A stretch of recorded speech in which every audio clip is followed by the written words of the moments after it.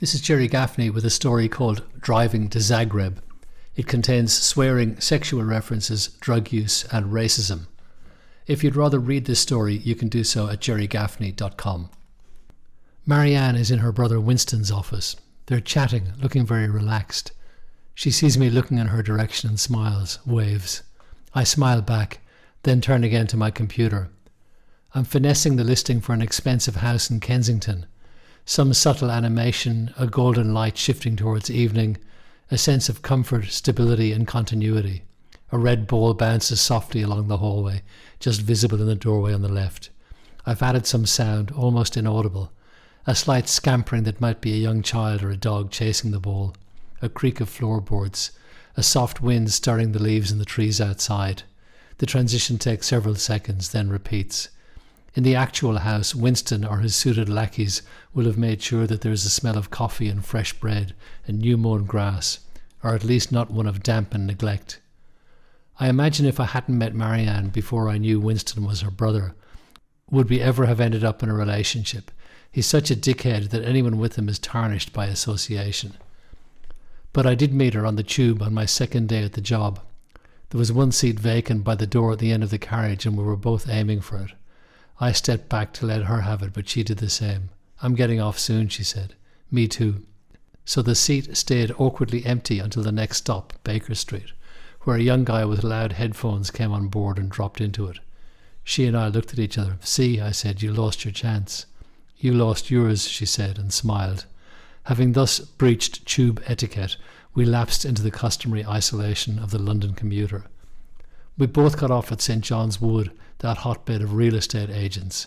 We separated into the crowd heading for the escalators. We both walked along Acacia Road, me slightly behind her. Then we both crossed to walk along St. Anne's Terrace.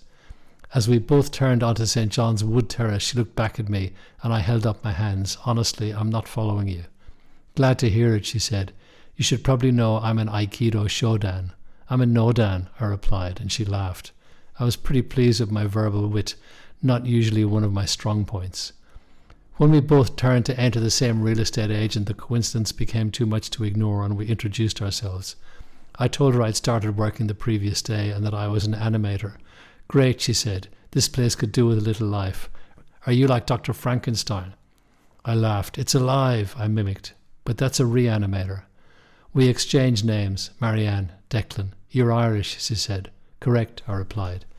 By the end of our chitter-chatter, we'd exchanged contact details and agreed to catch up that evening for drinks at a local pub.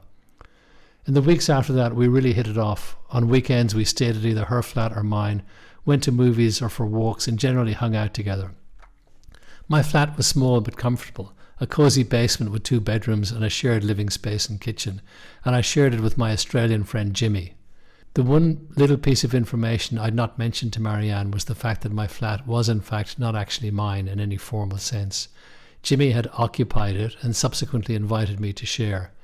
The main house was a beautiful old 3-story Georgian, owned, according to Jimmy, by a Russian oligarch, although, like much of what Jimmy said, this should be treated with a degree of skepticism in the absence of independent verification. It was unoccupied and empty save for a grand piano and 4 chairs that Jimmy said were genuine Louis XIV. The piano and chairs were covered by heavy tarpaulins. Jimmy is an odd one. He's from some nowhere town in Australia called Nowra. He has a convoluted story of how he ended up in London, and the story changes depending on his audience. I met him when I was staying at a backpackers near Victoria Station. He'd been there for a few weeks and seemed to be at a loose end. We ended up hanging around together, going to the pub and smoking the occasional joint in Hyde Park. Although he had no identifiable means of income, he was never short of cash. I found that his attitude towards the law was quite flexible. He was an inveterate shoplifter and fare evader. I suspect he may also be a con artist or perhaps some sort of escort or hooker. He has 2 mobiles, something I discovered accidentally when I answered one for him while he was in the bathroom. The caller hung up as soon as they heard my voice. Jimmy was annoyed and told me never to answer his phone. Fair enough, I thought, and didn't ask him any questions about it.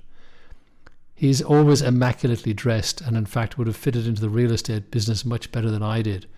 I think that made it easier for him to get away with things, as well as the fact that he had an honest face and a ready smile. He approved of Marianne and she seemed to like him. They say when you're in a hole you should stop digging, but we're way past that. I'm trying to focus on my work and not on when the ground is going to swallow me up. Every time Winston's phone rings, I expect him to swivel around and stare at me in fury. I should really go home, say that I'm not well, pack all my stuff and get out while I still can. But a small part of me wants to see and enjoy his confusion and loss of face.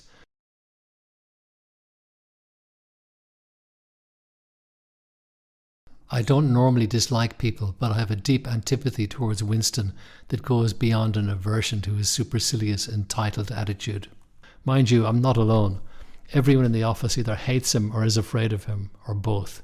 It's hard to believe even his own family could like him, but clearly Marianne does. I had a lot of help from Jimmy digging the hole I'm in, and I could even say that he dug the first sod. But I could have stopped it at any time. Instead, I stood back and watched the hole get bigger around me, occasionally doing a bit of shoveling myself. It started off innocuously enough over dinner. I'd invited Marianne to the flat on a Wednesday when normally Jimmy was out doing whatever it was he did on Wednesdays. Something fell through on that day for him, so he'd be home. Naturally, I said he was welcome to join us. Marianne had said she would have to leave early as she was going to a play with her brother, so we set a dinner time of 6 p.m. When the doorbell rang, I was surprised and somewhat annoyed to see that she'd brought Winston with her, but I couldn't really avoid inviting him to join us. "Hello, Paddy," he greeted me loudly in a faux Irish accent, patting me heartily on the shoulder. "Did you cook some potatoes? Is it a 7-course meal, a 6-pack of Guinness and a potato?" He guffawed at his own humour. Marianne, in fairness, seemed to simply filter out his most obnoxious comments and ignored him. In the dining area, I introduced him to Jimmy as my Australian flatmate. "G'day, mate," said Winston. "How are things in the colonies? Come to get a bit of culture from the motherland, eh?" He laughed to show it was all bonhomie. I swear I could sense the hackles rising on Jimmy's neck, but he was a study in politeness. During dinner, Jimmy kept us entertained with a stream of nonsense that Winston seemed to swallow without question. Jimmy rolled out a theory that recently released cabinet papers in Tokyo showed that the snooze button was a concept dreamed up by a Japanese consortium, a keiretsu, as a way to lower the productivity of the average Western worker. The keiretsu prevailed upon Sony to introduce a snooze button on all their electronic alarm clocks. He said the Japanese had chosen a 9-minute snooze interval because the symbol for 9 was the same as the symbol for defeat. I checked this out later and it was all bullshit, but Jimmy managed to make his tall tales seem not just believable but incontrovertibly true. After a visit to the bathroom, Winston studied the flat with a critical eye. "Not a bad little pied-à-terre you have here," he said to Jimmy. "What does it set you back in rent?" "Oh, I'm not renting," said Jimmy. "Declan owns the house and he's letting me stay here for a few weeks while they rip out the bathroom in my place." It was such a blatant lie that I was speechless. "Would you like to see the rest of the house?" asked Jimmy. "I'll take you on a tour." Winking at me, he led Winston off upstairs. I hoped he wouldn't do anything stupid. Their absence gave Marianne and me time to ourselves. "Jimmy's quite the talker," she said. "Yeah, he loves his stories." We moved on to talk about other things. At one point, we heard faint piano noises from upstairs.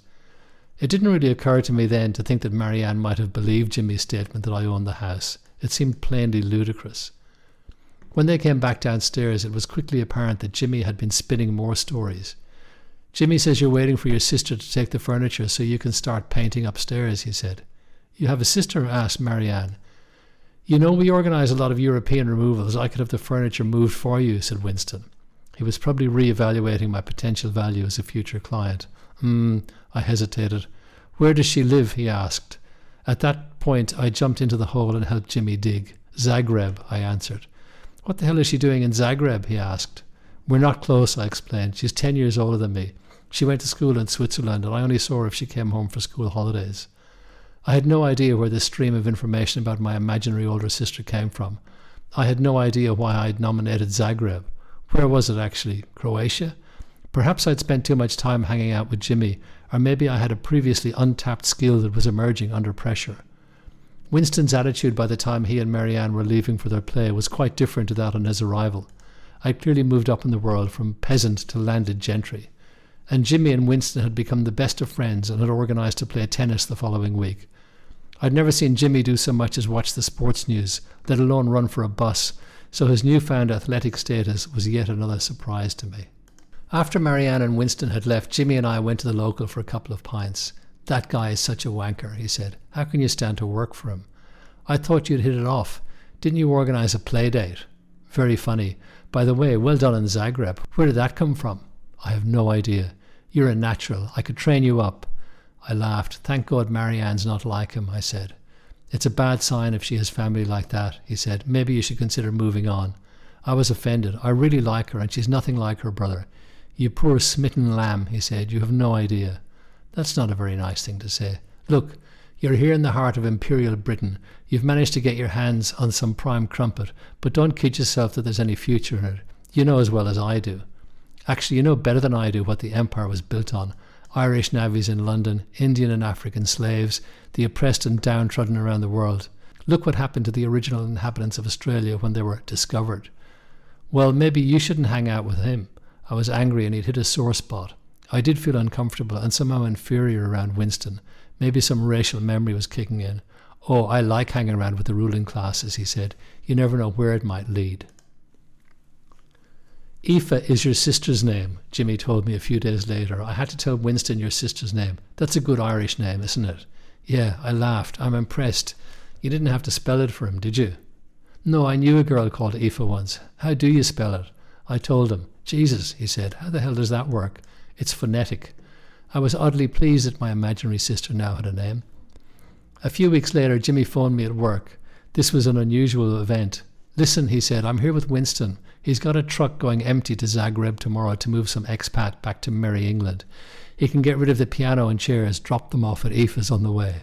I was stunned. "Jimmy, just tell him no," I said. "I don't want his help." "Can he hear you? You do recall that Aoife doesn't actually exist." "Oh, but he's so insistent and I can't resist. If you don't give me an address for your sister, I'm going to make one up." I tried to persuade him to abandon something that was obviously getting out of control, but he laughed and hung up on me. This was the point at which I should have called Marianne and told her that I didn't have a house, I didn't have furniture that needed to be moved, I didn't have an imaginary sister, or rather that my sister was imaginary, and that she, Marianne, should extricate Winston before he caused himself embarrassment at best. But I didn't make the call. A few hours later I got a text from Jimmy. "Your sister has renounced the hedonistic lifestyle and is a nun. Sister Aoife, PMSL. She's at the Sisters of Mother Teresa convent." The text included a link to a map with driving directions to the convent. That night Jimmy and I got stoned. I tried half-heartedly to get him to abandon his scheme or prank or whatever this was turning into, but he was high on the sheer extravagance of it all. The next day Jimmy sent me a photo. 3 burly workers were manipulating a grand piano onto a truck outside the flat. The legs had been removed. I wondered whether any of the neighbours were observing the theft, because really that's what it was. My girlfriend's dickhead brother was shipping stolen antiques from England to Croatia, and I was an accomplice, or facilitator, or something. I groaned. For the past 2 days I've had that sinking feeling when you know something bad is about to happen, but you can't do anything about it. At any moment Winston might get the phone call from Zagreb that there was no Sister Aoife at the Sisters of Mother Teresa convent. Or, if by strange coincidence there was, she had no knowledge of a shipment from London from an imaginary brother. If I believed in God, I'd have prayed for some interruption, perhaps a small earthquake, sufficient to knock out roads but not kill anyone, or floods and landslides, any intervention to stop the delivery. Winston's phone rings, and he talks animatedly, then more quietly. Then he hangs up. He and Marianne both turn to look at me. If you enjoyed this story, please consider leaving a positive review at iTunes, Spotify, or wherever you accessed it.